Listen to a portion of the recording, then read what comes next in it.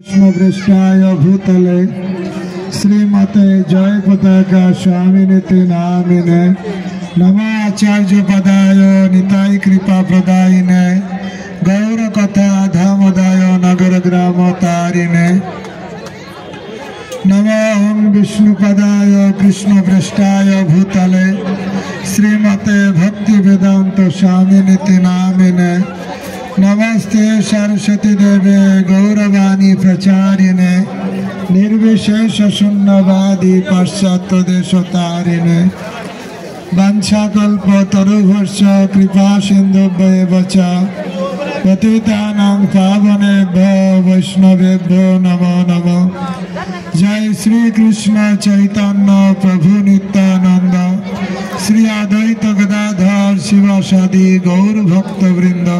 हरे कृष्ण कृष्ण कृष्ण हरे हरे हरे राम राम राम हरे हरे। भक्तगण आज के होच्छे गीता जयंती उत्सव। आज के दिने आज থেকে প্রায় 5000 বছর আগে কুরুক্ষেত্রের যুদ্ধে পরমেশ্বর ভগবান অর্জুনকে গীতার জ্ঞান দান করেছিলেন। এর মোবাইল কেন করছেন, কোথায় বসে আছেন বুঝতে পারছেন? হরে কৃষ্ণ কৃষ্ণ কৃষ্ণ হরে হরে হরে রাম রাম রাম হরে হরে। আজ থেকে প্রায় 5000 বছর আগে যখন কুরুক্ষেত্রে যুদ্ধ হয়, কৌরব এবং পাণ্ডবের যুদ্ধ হয়, তখন অর্জুনের পক্ষ অবলম্বন করেছিলেন কৃষ্ণ। কিন্তু কৃষ্ণ বলেছিলেন আমি কোনো অস্ত্র হাতে নেব না। তাই পরমেশ্বর ভগবান অর্জুনের সারথি হয়েছিলেন। আর অর্জুন বলেছিলেন হে কৃষ্ণ দয়া করে দুই দলের মাঝখানে আমার রথটাকে স্থাপন করো। আর কৃষ্ণ যখন রথের সারথি রূপে রথটাকে দুই দলের মাঝখানে স্থাপন করলেন, তখন অর্জুন দেখলেন আমি যাদের বিরুদ্ধে যুদ্ধ করব তারা সবাই আমার আত্মীয় স্বজন বন্ধু বান্ধব। তাদের রক্তে মাখা এই সিংহাসন আমি চাই না। উনি বড় বিমর্ষ হয়ে পড়েছিলেন, বিষাদগ্রস্ত হয়েছিলেন। কি করবেন, কৃষ্ণের কথা পালন করবেন কি করবেন না? ও আত্মীয় স্বজন বন্ধু বান্ধবদের মারা কত কষ্টকর। কিন্তু অর্জুন বুঝতে পারছিলেন এটা কিংকর্ত বিমূঢ় অবস্থা। তখন সেই অবস্থা থেকে মুক্ত হওয়ার জন্য ভগবান কৃষ্ণের চরণে অর্জুন আশ্রয় গ্রহণ করেছিলেন। বললেন শিষ্যস্তে মাম সাধিমাম তং প্রপন্ন। ঠিক এই জগতেও আমরা সংসার যুদ্ধক্ষেত্রে আমরা সবাই কিংকর্ত বিমূঢ় হয়ে আছি অর্জুনের মতন। বুঝতে পারছি না আমাদের কি করণীয়। অর্জুন যেমন কৃষ্ণের চরণে আশ্রয় গ্রহণ করেছিলেন, এই অবস্থা থেকে মুক্ত হওয়ার জন্য আমাদেরও উচিত কৃষ্ণের চরণে অথবা কৃষ্ণের শুদ্ধ ভক্তের চরণে আশ্রয় গ্রহণ করা। কৃষ্ণ বা কৃষ্ণের শুদ্ধ ভক্ত আমাদের এই জগৎ থেকে তারা উদ্ধার করতে পারে। আমরা মঙ্গল আরতিতে গাই সংসার দাবা নল নিড়লোক। সংসার হচ্ছে দাবা নলের মতন দাউ দাউ করে জ্বলছে। এই সংসারে আমরা আগুনে দগ্ধীভূত হচ্ছি। এই সংসার থেকে উদ্ধার করার জন্য কৃষ্ণ কৃষ্ণের প্রতিনিধি। এই এখানে কেন কথা বলছো? হয় দিয়ে দাও, না তো বাদ দিয়ে দাও, লুকিয়ে রাখো। দিলে দিয়ে দাও, সব এটা দিয়ে দাও, তাহলে আর কেউ আসবে না। হরে কৃষ্ণ। আবার কথা বলছেন কেন? যান এখন বসুন, গীতা পড়ুন, এখানে বসুন। हरे कृष्णा कृष्ण कृष्ण हरे हरे हरे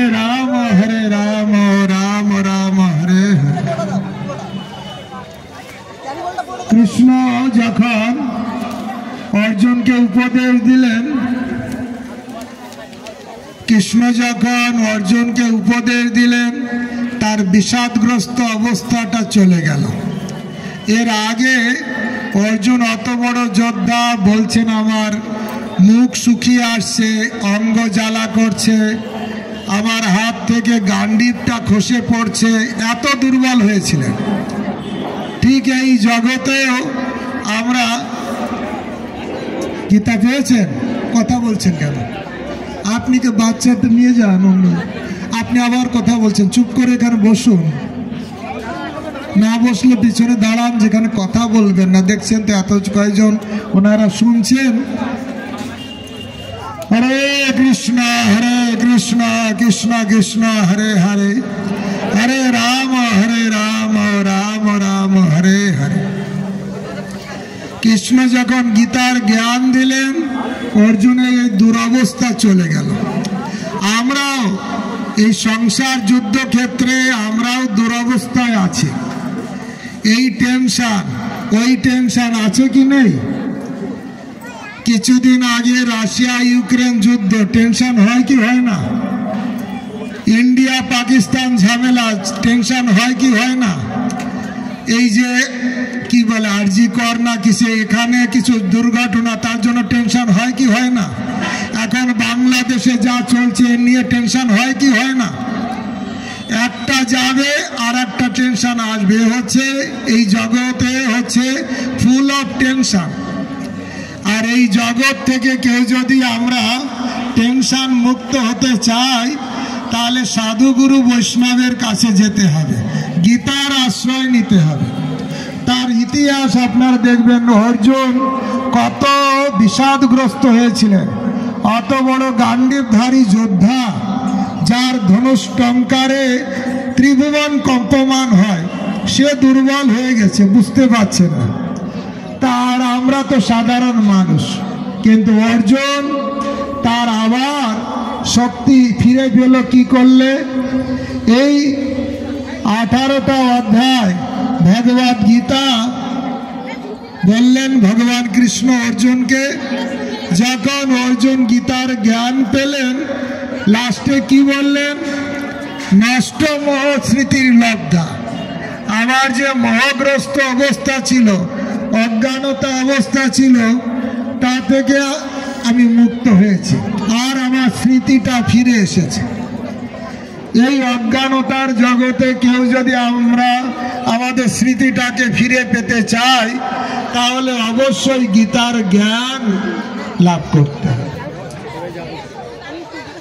দেখবেন, কিছু মনে করবেন না, এই মাইক অনেক দূরে দূরেও যাচ্ছে, সবাই শুনতে পাচ্ছে।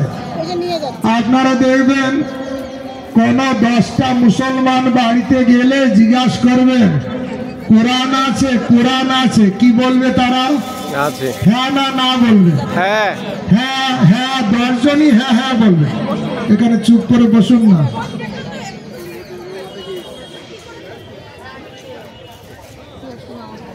আসলে এইসব কিছু ভক্তরা, তারা ভগবানের কথা শুনতে চায় না, এই জন্য মাথাটা খারাপ হয়েই থাকে। এমনকি ভক্ত হয়েও যদি কেউ ভগবানের কথা না শোনে, অর্জুনের মাথা খারাপ কি করে ঠিক হলো বলুন তো? কৃষ্ণের কথা শোনার পরে না কৃষ্ণের কাছে এসে? কৃষ্ণের কাছেই তো ছিল, রথেই তো ছিল, কিন্তু মাথা খারাপ কেন হলো? কিছু ভক্তদের কাছে থেকে মাথা খারাপ হয় কেন?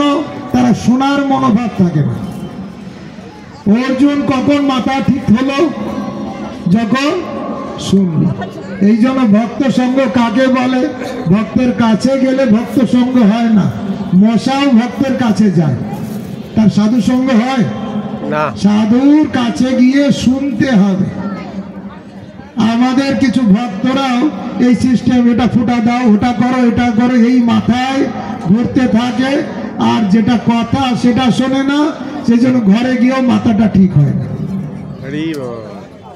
কপিল দেব তার মাকে বলছেন, মা, এই জগতের সমস্ত অনর্থ থেকে কে মুক্ত হবে? কে শুদ্ধ ভক্তি লাভ করবে?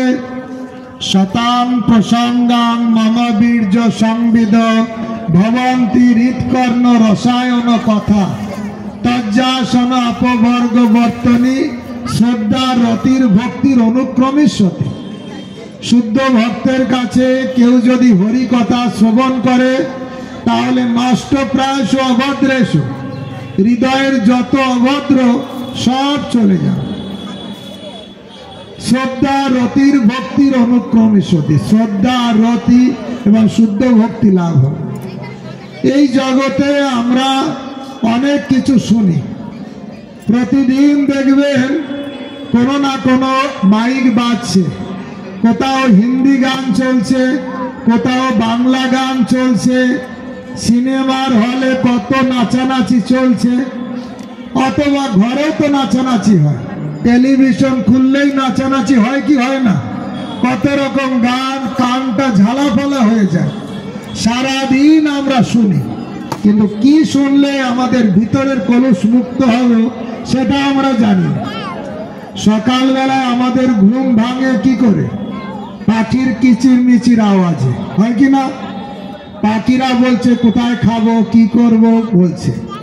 তারপরে কিচির মিচির সবজির দোকানে, মুদিখানার দোকানে এটা কত দাম, ওটা কত দাম, প্রতিদিন কেনাকাটা করছে। স্কুল কলেজে কথাবার্তা হচ্ছে, কোর্ট কাচারিতে কথাবার্তা হচ্ছে, পার্লামেন্টে চিৎকার চেঁচামেচি হচ্ছে, হচ্ছে কিনা? সব জায়গায় কেউ বলছে, কেউ শুনছে, কিন্তু কি বলা উচিত, কি শোনা উচিত সেটাই আমরা জানি না। ছোটবেলা থেকে স্কুল কলেজ ইউনিভার্সিটিতে গিয়ে জড় সাহিত্য পড়ে পড়ে স্কুলের বই পড়েছি, কলেজের বই পড়েছি, নাটক পড়েছি, নভেল পড়েছি, পড়ে পড়ে মাথাটা খারাপ হয়ে গেছে। কেন? এত কিছু নাটক, নভেল, মিথ্যা জিনিস শুনে শুনে যখন গীতা পড়তে বলে, গীতা কি পড়বে, এ পড়ার কি দরকার আছে? শ্রীমদ্ ভাগবতে কৃষ্ণ লীলার কথা, ভক্ত ধ্রুব লীলা, প্রহ্লাদ লীলা কেউ যদি বলতে চায়, শুনতে রাজি নয়, চলো সিনেমায় কি আছে। কালকে আমরা বলছিলাম শাহরুখ খান 10 তলা বিল্ডিং থেকে লাফ দিয়ে পড়ছে, সত্যি কথা না মিথ্যা কথা? মিথ্যা, 100% মিথ্যা। ওর বাবার ক্ষমতা আছে, কারো ক্ষমতা আছে 10 তলা বিল্ডিং থেকে পড়ে বেঁচে থাকবে? সব মিথ্যা কথা।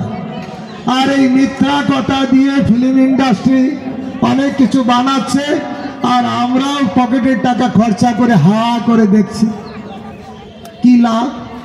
এই জন্য নারদ মুনি তার শিষ্য ব্যাসদেরকে বলছেন, এসব সাহিত্য, নাটক, নভেল এসব হচ্ছে কাকের তীর্থ। আমি বলছি না, আমাকে কেউ খারাপ বলবেন না। ভাগবত খুলুন, প্রথম স্কন্ধে ব্যাসদেবকে নারদ মুনি তার গুরুদেব বলছেন সব কাকের তীর্থ, এই জড় সাহিত্য। কিন্তু ভগবানের কথা যদি সুন্দরভাবে রচনা নাও হয়, সিনন্তি গায়ন্তি গিনন্তি সাধব, যারা সাধু ব্যক্তি, ভালো মানুষ, তারা শ্রবণ করেন, গান করেন, সেটা গ্রহণ করেন। কারা? সাধব। কিন্তু এটা তো সবাই বুঝতে পারে না। অর্জুন যখন গীতার জ্ঞান নিলেন, অর্জুন বললেন আমার মোহ নষ্ট হয়ে গেছে, স্মৃতি আবার ফিরে এসেছে। আমরা যদি এই গীতার জ্ঞান জীবনে গ্রহণ করি, তাহলে আমাদের জীবন আলোকময় হয়ে উঠবে। মায়া মুগ্ধ জীবের নাই শত কৃষ্ণ স্মৃতি জ্ঞান, জীবের কৃপায় কৃষ্ণ কইল বেদ পুরাণ। আমরা মায়াবদ্ধ হয়ে আছি, আমরা জানি না আমি কে। এটা বলি আমার হাত, তাহলে আমি কে? এটা আমার হাত, এটা কি আমি মাথা বলি না আমার মাথা বলি? আমার মাথা, তাহলে আমি কে? এটা আমার দেহ বলি, তাহলে আমি কে? বলে না আমার দেহটা ভালো যাচ্ছে না, তাহলে আসলে আমি দেহ নই, আমি হাত নই, আমি মাথা নই, তাহলে আসলে আমি কে? আমার বাবা বিছানায় শুয়ে ছিল, আমি বাজারে গিয়েছি, ফিরে এসে দেখছি সবাই কান্না করছে, তোর বাবা চলে গেছে, তোর বাবা চলে গেছে। আমি বললাম আমার বাবাকে দেখে গেলাম, বাবা তো শুয়ে আছে, তোমরা কেন বলছো বাবা চলে গেছে? আসলে বলুন তো কে চলে গেছে? শরীরটা। তাহলে আত্মা চলে গেছে বলে এখন সবাই বলছে বাবা চলে গেছে।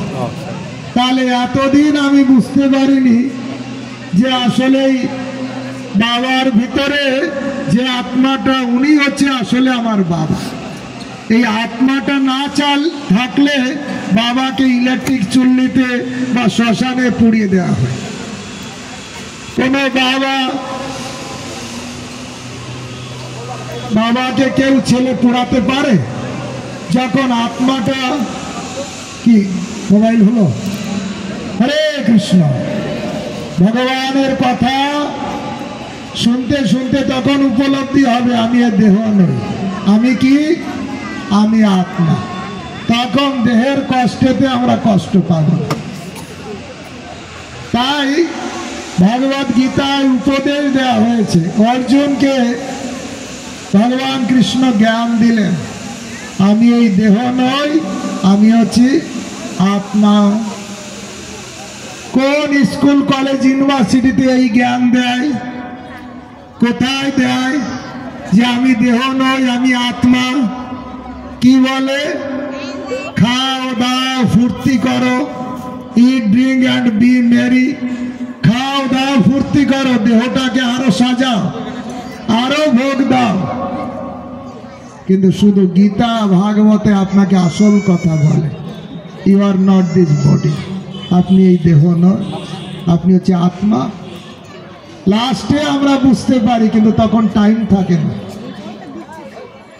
সকাল বেলায় ভজে কৃষ্ণ পাওয়ার আসে, দুপুর বেলায় ভজে কৃষ্ণ আসে কি না আসে, আর সন্ধ্যা বেলায় ভজে জমেরও ত্রাসে। তখন এই বুড়ো বয়সে কি আর হরি ভজন হয়? আর যদি বুড়ো বয়সে যদি একটু মোবাইল ধরে দেওয়া হয়, ওই নিয়ে নাতি নাতনির সঙ্গে কোথায় তুই, কোথায় আছিস, এই কি করছিস, ওই নিয়ে দেখবেন কেমন মশগুল। ভক্তগণ, আমাদের জানতে হবে এই গীতা কত আমাদের জীবনে ইম্পর্টেন্ট। একটা হিন্দু বাড়িতে একটা কি, আপনি 10টা বাড়ি খুঁজুন, অনেক সময় 10টা বাড়িতেই গীতা পাবেন না, আবার অনেক সময় একটা দুটো পেতেও পারেন। জিজ্ঞাসা করা হয়, মা গীতা আছে? বলবেন না। গীতা আছে? না। কেউ আবার বলবে হ্যাঁ আছে। না গীতা পড়েছেন? আরে বাবা টাইম নেই, টাইম নেই, সংসারের এত কাজ, তারপরে সন্ধ্যা হলে টিভি একটার পর একটা সিরিয়াল, কোনোটাই বাদ দিতে পারি না, আমি কখন পড়ব। গীতা যে রেখেছেন, কেন রেখেছেন? না শ্বশুর মরে যাওয়ার মতন হয়েছে, না শাশুড়ি মরার মতন হয়েছে, মরার সময় বুকে একটা গীতা দিতে হয়, সেই জন্য গীতাটা ঘরে রেখে দিয়েছে, মরার সময় একটা গীতাটা দেব। ভক্তগণ আপনারা বলুন, গীতা কি মরার জন্য না বাঁচার জন্য? অর্জুন গীতার জ্ঞান পেয়ে কত উঠলেন, কত জেগে উঠলেন গীতার জ্ঞান পেয়ে। এই গীতার জ্ঞান আমাদের ইস্কনের প্রতিষ্ঠাতা আচার্য সারা পৃথিবী জুড়ে গীতার জ্ঞান দিয়েছেন। নিজের মন গড়া কোনো কথা বলেননি, গীতার জ্ঞান, গীতার প্রচার, এইটা করেই সারা পৃথিবীর মানুষকে কৃষ্ণ ভাবনায় ভাবিত করেছেন। সেই সব জায়গায় America, Russia, France, German, Italy, আমাদের থেকেও বড় বড় বাড়ি আছে। এখানে ছোট দুটো বাড়ি নিয়ে আমরা মনে করি কি আমি হনু হয়ে গেছি, কি বিরাট ধনী হয়ে গেছে। America, Russia, France, German, Italy, Russia, সারা পৃথিবীর কত বড় বড় ধনী, কত বড় বড় শিক্ষিত, কত বড় বড় সায়েন্টিস্ট, তারা এসে এই ইস্কনের আশ্রমে, কি বলধ্বনি দিতে হবে না, হরি কথা শুনলে তার থেকে 1000 গুণে বেশি লাভ হবে। হরি বল। আমাদের ভক্তরা জানে উলুধ্বনি দিতে, এটা পবিত্র, কিন্তু কোথায় যে দিতে হয় সেটাও জানতে হবে। যেখানে ভগবানের কথা নেই সেখানে আপনি উলুধ্বনি দিন, 10 বার প্রণাম করুন, 10 বার যজ্ঞের ফুটা নিন, সেটাখানে লাভ আছে। কিন্তু যেখানে হরি কথা হবে, হরি কথাই হচ্ছে সব থেকে বেশি লাভ। আপনারা মায়াপুরে গিয়েছেন, যখন দেখবেন ভাগবত কথা হবে, রাধা মাধবের আরতি হবে, ঘন্টাটা টুকটুক খুব আসতে বাজে। দেখুন এখন আসতে বাজছে, আসতে বাজে, কারণ ভগবানের কথা হচ্ছে সর্বশ্রেষ্ঠ, যা মানুষকে পরিবর্তন করতে পারে, আমাদের জীবনের জন্য যে বিরাট দরকার। তা আমি যেটা বলছিলাম, এই ভগবত গীতা প্রত্যেক ঘরে থাকা দরকার। শুধু আমরা হিন্দু হয়েছি, স্টাম্প মারলাম আমি হিন্দু, তাই বলেই কি হিন্দু হয়ে গেলাম? আর তাই বলে কি যমদূতের হাত থেকে রেহাই পেয়ে গেলাম? আমরা অজামিল কাহিনী পড়ছিলাম ভাগবতমের 6ষ্ঠ স্কন্ধে 1ম, 2য়, 3য় অধ্যায়ে। সেখানে এই অজামিল শুধু একটু ভগবানের নাম করেছে, তাই যমদূতের হাত থেকে রক্ষা পেয়ে গেছে। এখানে বলছেন সুখদেব গোস্বামী, অনিচ্ছা সত্ত্বেও যদি হরিনাম শুধু ছেলেকে ডেকেছে তাই এত উপকার হয়েছে, আর যদি ভালোভাবে যে ভগবানের নাম করবে, ভগবানের গ্রন্থ পড়বে, ভাগবত পড়বে, গীতা পড়বে, তার কত না লাভ হবে। প্রভুপাদ যখন বিদেশে গেলেন, প্রভুপাদ বলছিলেন এই রজতমগুণ এরা আছে, এদের আমি কিভাবে উদ্ধার করব। চিন্তা করছেন, কবিতাতে লিখছেন, কিভাবে বোঝালে তারা বোঝে সেই রস, এত কৃপা করো প্রভু করি নিজ বশ। কিভাবে আমি বুঝতে পারছি না। তখন উনি লিখলেন, ভাগবতের কথা সে তব অবতার, ধীর হইয়া শোনে যদি কানে বারবার। এই ভাগবতের কথা, গীতার কথা কেউ যদি স্থির হয়ে শুনবে, রজস্তম হইতে সব হইবে নিস্তার, রজগুণ তমগুণ থেকে উদ্ধার পাবে। ভগবত গীতায় 3 গুণের কথা বলা হয়েছে, 3 প্রকার খাবারের কথা বলা হয়েছে, সাত্বিক খাবার, রাজসিক খাবার, তামসিক খাবার। 3 গুণ কি করে লাভ হয় খাবার থেকে? ইউ আর হোয়াট ইউ ইট। আপনি রজগুণের খাদ্য খাবেন, আপনি কি সাত্বিক হয়ে যাবেন? আপনি তমগুণের খাবার খাবেন, আপনি সাত্বিক হয়ে যাবেন না। দেখবেন পশুদের ভিতরেও নেচার আলাদা আলাদা। বাঘের একটা নেচার, গাভীদের একটা নেচার। গাভীর গলা জড়িয়ে থাকতে পারবে, বাঘের পোষ মানিয়ে একবার যান না মালা দিতে। আলিপুরে একজন মালা দিতে গিয়েছিল, পুরো ভিতর পেটে নিয়ে নিয়েছে। তা প্রত্যেকের খাদ্য অনুসারে তার নেচারটা হয়। আমি কালকে বলছিলাম, সকালে উঠিয়ে আমি মনে মনে বলি, সারাদিন আমি যেন ভালো হয়ে চলি। সবাই আমরা চাই ভালো হতে, রাগ করব না, হিংসা করব না, কিন্তু হয়ে যায়। 2য় অধ্যায় বর্ণনা, 2য় না 3য় অধ্যায়, অর্জুন প্রশ্ন করছেন কৃষ্ণকে যে আমি তো খারাপ কাজ করতে চাই না, কিন্তু কে যেন আমার ভিতর থেকে ফোর্স করে খারাপ কাজ করার জন্য, আর করে ফেলে দিই। তারপরে আফসোস করি, অনুশোচনা করি। কে বলছে? কাম এসো, ক্রোধ এসো। এই কাম আর ক্রোধ কোথা থেকে এসেছে? এরা রজগুণ সমদ্ভব, রজগুণ থেকে এসেছে। রজগুণটা আসলো কোথা থেকে? রজগুণের খাবার থেকে এসছে। তাই ভক্তগণ, রজতম গুণ থেকে আমরা একদম সত্যগুণে চলে যেতে পারবো যদি ভগবানের নাম করি, গীতা পড়ি।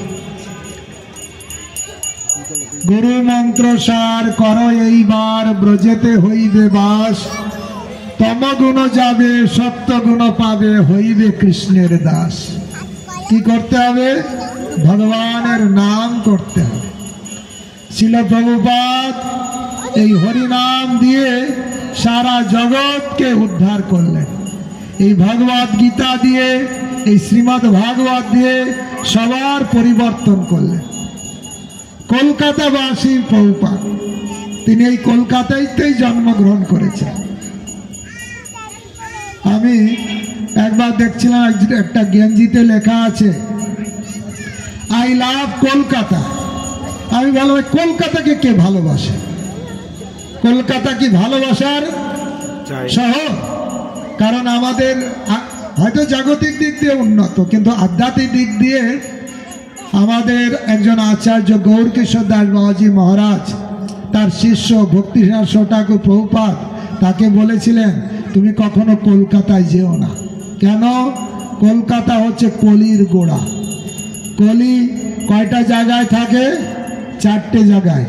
আমিষ আহার, মাদক দ্রব্য, জুয়া পাশা, অবৈধ মেলামেশা, এই 4টে জিনিস কলকাতায় বেশি হয়। এই জন্য গৌরকিশোর দাস বাবাজি মহারাজ বললেন কলকাতায় যেও না, তোমার ভজন নষ্ট হয়ে যাবে। কিন্তু এই কলকাতাবাসীদের কৃপা করার জন্য আমাদের পূর্বতন আচার্য ভক্তিসার ঠাকুর প্রভুপাদ গুরুদেবের আদেশকে লঙ্ঘন করে কলকাতায় চলে আসে মানুষের কল্যাণের জন্য। তিনি এই বাগবাজার গৌড়ীয় মঠ প্রতিষ্ঠা করেন। তিনি এই উল্টোডাঙ্গায় প্রথমে ছিলেন, যেখানে আমাদের ইস্কনের প্রতিষ্ঠাতা আচার্য, উনি ওখানে প্রভুপাদের সঙ্গে দেখা করলেন। এবং ভক্তিনাথ ঠাকুর প্রভুপাদ প্রথম দেখাতেই বলেছিলেন তোমরা যারা ভারতের শিক্ষিত যুবক, তোমাদের কর্তব্য এই গীতা ভাগবতের কথা সারা পৃথিবী জুড়ে প্রচার করা। প্রভুপাদ বললেন আমরা তো ব্রিটিশের আন্ডারে পরাধীন, আমাদের কথা কে শুনবে? আমরা আগে স্বাধীন হই। বললেন আধ্যাত্মিকতা কোনো স্বাধীনতা পরাধীনতার উপর নির্ভর করে না, নিত্যকাল সবার জন্য খুব দরকার। তাই ভক্তগণ, আমি লেখা দেখছিলাম আই লাভ কলকাতা। আমি ভাবলাম কলকাতাকে কে লাভ করে, কে ভালোবাসে? তখন নিচে লেখা আছে দি বার্থ প্লেস অফ শিল প্রভুপাদ। প্রভুপাদের জন্মস্থান কলকাতায়, তাই আমি কলকাতাকে ভালোবাসি। হরি বল। একবার শিবজি আর পার্বতী যাচ্ছিলেন, যখন যাওয়ার সময় এক জায়গায় উনি প্রণাম করছিলেন শিবজি। পার্বতী জিজ্ঞাসা করলেন প্রভু আপনি এখানে প্রণাম করছেন কেন? বলছে এখানে একজন মহাত্মা 10,000 বছর আগে এখানে ভজন করেছেন, এই জায়গাটাই পবিত্র হয়ে গেছে, তাই আমি প্রণাম করছি। তারপরে আর এক জায়গায় প্রণাম করছিলেন, বলে এখানে প্রভু প্রণাম করছেন, 10,000 বছর পরে একজন মহাত্মা এখানে আসবেন, তাই আমি প্রণাম করছি এই জায়গাটাকে। এই কলকাতা শিল প্রভুপাদ জন্মগ্রহণ করেছেন। এই কলকাতাতে থেকে তিনি প্রচার শুরু করেছেন।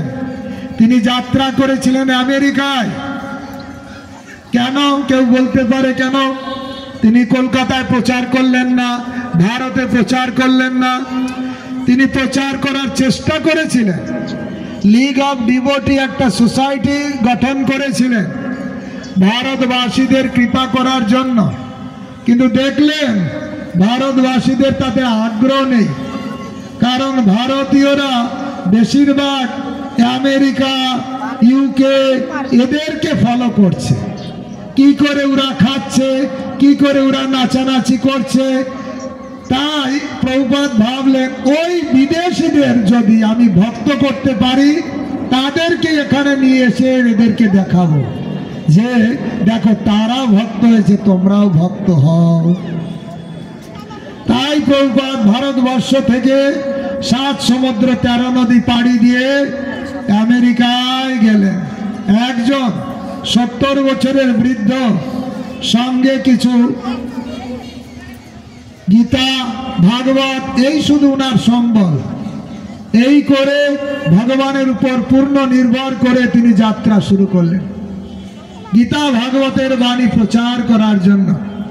আপনারা তো এখন সবাই জানেন ইস্কনের প্রচার সারা পৃথিবী জুড়ে প্রায় 1000টা মন্দির আছে, হাজার হাজার কি লাখ লাখ ইসকনের ফলোয়ার, যারা America, Russia, France, German, Italy যেসব দেশে যারা জলের বদলে মদ খায়, যারা ভাতের বদলে গোমাংস খায়, জুয়া পয়সা খেলার একটা হাট বসায়, আর অবৈধ মেলামেশার কথা তো সভ্য সমাজে বলা যায় না, এত নোংরা পরিবেশ।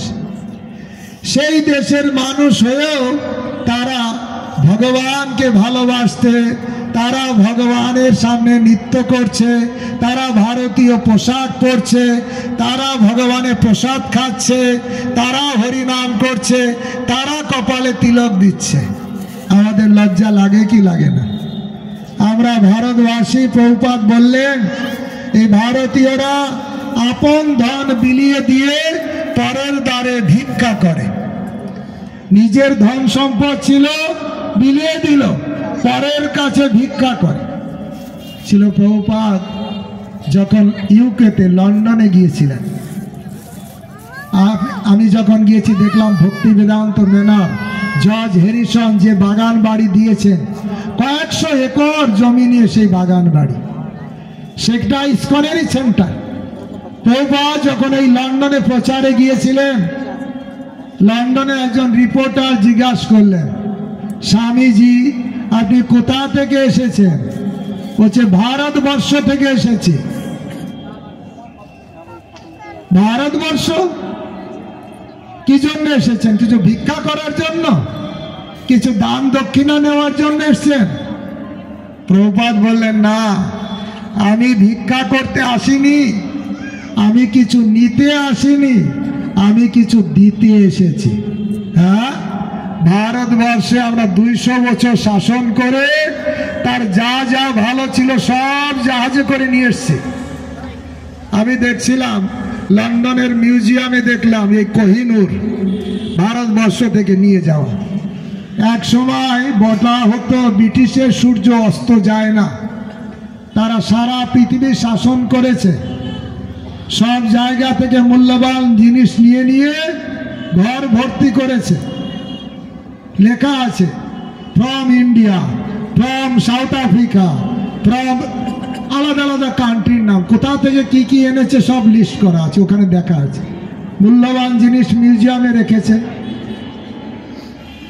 রিপোর্টার বললেন আপনাদের দেশে 200 বছর শাসন করে যা ছিল সব নিয়ে এসছি, আপনি আবার কি দিতে আসবেন? কি দিতে এসেছেন? প্রভুপাদ বললেন আপনারা সব নিয়েছেন, কিন্তু একটা জিনিস নিতে ভুলে গেছেন, ওই জিনিসটা পৌঁছে দেওয়ার জন্য আমি এসেছি। কি সেটা? বলে গীতা ভাগবতের জ্ঞান। গীতা ভাগবতের জ্ঞান দেওয়ার জন্য, শিক্ষা দেওয়ার জন্য আমি এসেছি। ছিল প্রভুপাদ সারা পৃথিবী। মাতাজি হরি বল, ওনাকে বসতে বলুন। মাতাজি বসুন, বসতে বলুন। হরে কৃষ্ণ কৃষ্ণ কৃষ্ণ হরে হরে, হরে রাম রাম রাম হরে হরে। ছিল প্রভুপাদ লন্ডনে যে তাদেরকে বলেন আমি তোমাদের কিছু দিতে এসেছি। আপনারা ভালো করে জানেন এই ভারতবর্ষে বাইরে থেকে কত লোক আসে, টাকা দিয়ে দিয়ে ধর্মান্তরিত করে কি না? আমরা তো শহরে আছি, নিশ্চিন্তে ঘুমিয়ে আছি। গ্রামে গঞ্জে কি হচ্ছে কে তাদের খোঁজ নেয়, কে তাদের দেখে? হিন্দু হিন্দু বলি, কত হিন্দু এই ভারতবর্ষে ডাইভার্ট হয়ে গেছে, আপনি পরিসংখ্যান নেবেন? অন্যান্য আসাম, অন্যান্য স্টেটে যেসব গরিব মানুষ, সেখানে তাদের একটু বাড়ি করে দিয়েছে, কিছু টাকা দিয়েছে, বলেছে চলো খ্রিস্টান হও, হয়ে গেছে। আমরা হিন্দু বলে আমরা কত চিৎকার করি, চেঁচামেচি করি, কিন্তু আমাদের লোক কিভাবে ডাইভার্ট হয়ে যাচ্ছে দেখি না। ছিল প্রভুপাদ এইরকম করার জন্য কি আমেরিকায় গিয়েছিলেন?